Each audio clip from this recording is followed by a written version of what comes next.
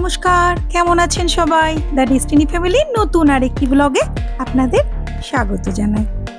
আজ বুধবার, সকাল থেকেই মুষলধারে বৃষ্টি, কিন্তু ঘুম থেকে উঠেই আমার একটু এই ইনডোর প্ল্যান্টের শেডটায় না এলে চলে না। উঠেই এসেই গাছগুলোকে একটু দেখি কেমন আছে, তবেই তো মনটা ভালো লাগে। এরপর তো সারাদিনের কাজে হাত দিতেই হবে। ছেলেকে বললাম এত বৃষ্টি, একটু খিচুড়ি করি, না তা তো হবে না, তার মনের মতো খাবার চাই। তাই একটু তাড়াতাড়ি করে ময়দা মাখিয়ে ফেলেছি, আর একটা সিদ্ধ আলু সুন্দর করে গ্রেট করে নিয়েছি। তার মধ্যে নুন, লঙ্কা গুঁড়ো, একটু চিনি আর নিজেই বানিয়ে নিলাম, দুধ ছিল ঘরে, একটু চিজ, সেই চিজটা দিয়ে ভালো করে সুন্দর করে আলুটা মেখে নিলাম। কি করব সেটাই আর কি। দেখুন খুব সহজে হয়ে যায়, জানেন তো, একদম হোটেলের মতো খাবার। একটু দিলাম সাদা তেল সুন্দর করে, যাতে সুন্দর একটা লেয়ার হয় পরোটাটার মধ্যে। এরপর ময়দাটা খুব সুন্দর করে দই দিয়ে মাখিয়ে রেখে দিয়েছিলাম। ময়দাটা বেশ নরম তুলতুলে হয়ে গেছে। বড় বড় করে একদম গোল্লা করে নিলাম, লেচি কেটে নিলাম। আর বাইরে হচ্ছে মুষলধারে বৃষ্টি, তার ফাঁকেই করে চলেছি আমি ঘরের কাজ। আর আমাদের মেয়েদের তো ঘরের কাজ করতেই হবে, এবং বাচ্চাদের কথা মতো সুন্দর সুন্দর রান্নাও সেটাও চাই, না হলে তো চলে না। আর আমার পুচকু পাচকুগুলো এই বৃষ্টির জন্য বেরোতেও পারছে না। বাইরে বেরোয় না, কিন্তু ছাদে যায়, উঠানে একটু খেলে, সেটুকুও পারছে না। কি করা যাবে, ঘরের মধ্যে ওরাও বন্দি, আমরাও বন্দি। আমার তো কদিন ধরে বাইরে কোথাও যাওয়াই হচ্ছে না, কেননা এত বৃষ্টি, কোথাও বেরিয়ে উঠতে পারছি না। হাজব্যান্ডের ডিউটি থাকে, সেই ডিউটির ফাঁকে ফাঁকে যে কোথাও একটু বেরোবো সেটাও হচ্ছে না, কেননা এত বৃষ্টি। এই যে গোল্লাগুলোর মধ্যে সব পুরগুলো বেশি বেশি করে দিয়ে দিলাম, যতটা করেছি, যে পুরোটাই দিয়ে দেবো, যে কটা গোল্লা হবে সে কটার মধ্যে। আর পুরটা বেশি হলে খেতেও ভালো লাগে, আর একটু কায়দা করে বেললে ফেটে যায় না, একটু বুদ্ধি করে বেলতে হয়, আর কিছুই নয়। দেখিয়ে দেবো সেটাও কিভাবে করছি। আলুটার মধ্যে সুন্দর করে চিজটা দিয়েছি তো ভেতরে, আমি সুন্দর করে নিয়েছিলাম আর কি বাড়িতেই, সেটা দিয়ে না ভেতরে খুব সুন্দর খেতে লাগে। এইবার সব কটা গোল্লা হয়ে গেছে, এইবার এগুলোকে একটু বেলে নেব। কি করে বেলে নেব, সব কটা এক এক করে বেলে নিই, একা হাতেই তো কাজ করতে হয়, আমার তো হাতে হাতে করে দেওয়ার কেউ নেই। সেই ফাঁকে ফাঁকে এদিক ওদিক এদিক ওদিক, এই যে একটু হাত দিয়ে চেপে চেপে এইভাবে বেলে নেব, তাতেই হয়ে যাবে, কিচ্ছু করতে হবে না আমাকে। মানে বেলুনটা দিয়ে বেলতে হবে না, তাহলে পরে একটু ফেটে যায়।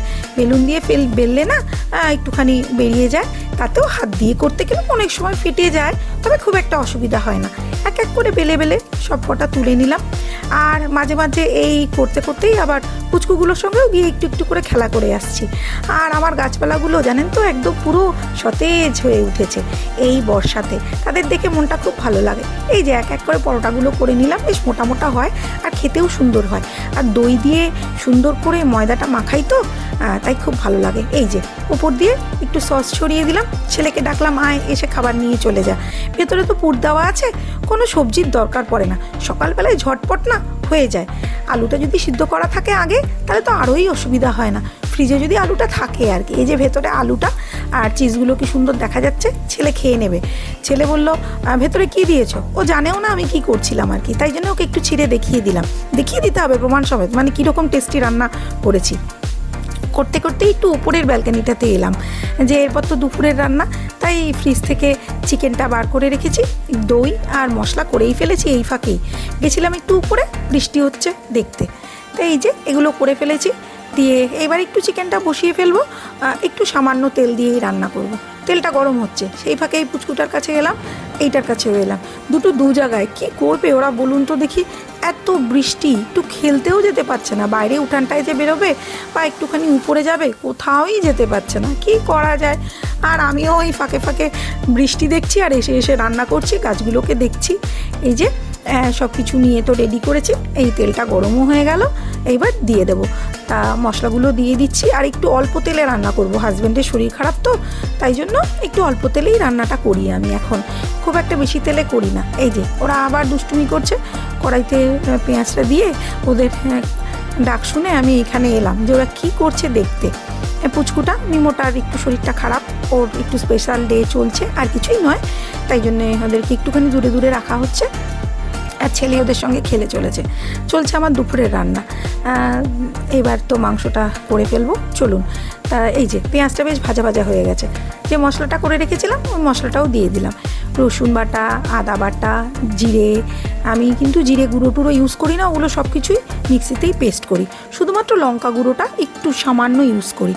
কোনো সময় আবার শুকনো লঙ্কাও দিয়ে দিই। এই যে ফ্রিজে ছিল মাংসটা, একদম এখনও হুট করে তো ছেলে বললো, আমার ইচ্ছা ছিল খিচুড়ি খাওয়ার, তা ছেলে বললো না মাংসই হবে।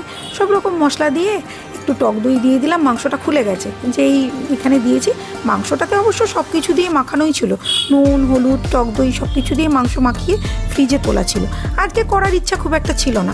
তারপরেও ছেলে বললো না ওই খিচুড়ি তো খাবোই না, কী করা যাবে, নে মাংসটা ফ্রিজে রয়েছে করেই দিই। আর সাথে করলাম ডাল আর একটুখানি ভাজা। অনেকেই আছেন দ্য ডেস্টিনি ফ্যামিলি দেখেন, হয়তো এখনও সাবস্ক্রাইব করে উঠতে পারেননি। আশা করব তারা সাবস্ক্রাইব করে আমার চ্যানেলের পাশে থাকবেন। পাশে থাকা বেল বাটনটা ক্লিক করতে কিন্তু ভুলবেন না। আর লাইক, কমেন্ট, শেয়ার সে তো চাই। আর ফেসবুক পেজ থেকে যারা দেখছেন তারা পেজটা একটু ফলো করে নেবেন। আমার তো এই বৃষ্টিমুখর দিনটা এইভাবে কাটলো। আপনাদের কার কেমন কাটলো কমেন্ট করে জানাবেন। আজকের মতো বাই ফ্রেন্ডস।